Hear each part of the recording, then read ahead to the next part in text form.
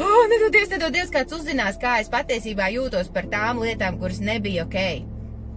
Un kamēr tu nesāc tās visas lietas, kuras nebija ok, pirmkārt sāc atzīt sev, tad sāk ļaut viņām nākt augšā.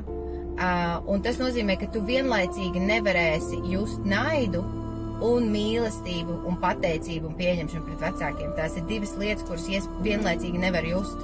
Vai nu viena vai otra. Un mēs visu mūžu esam nospieduši to naidu un tikai visu laiku kultivējuši to mīlestību, kas arī ir, viņa arī eksistē. Bet tas naids tiek noliegts. Bet kamēr viņš netiek atzīts, viņš nevar no tevis iznākt ārā, viņš tev tur būs, un tad viņš pārvērš pēc tam slimībās, vēžos, tur atkarībās un visā pārējā.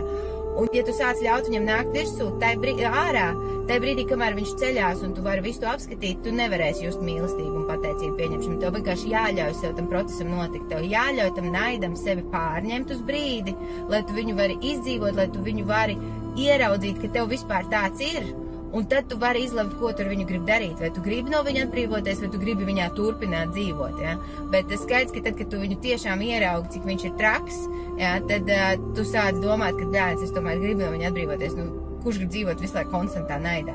Un tad tas ir process, un tas ir dziedināšanas un healing process, kurš aizņem laiku. Un tad ar terapijām ir brīnišķīgs rīks, kā to vienkārši pa vienai lietai izstrādāt. Bet tad, kad tu sāc pieskarties tam un sāc ieraudzīt bļāviens, viņš tur tiešām ir tā daļa, kur arī mīl tos vecākus un tā sentiments un viss tas, ja, viņi vienkārši ir jūk prātā, tāpēc, ka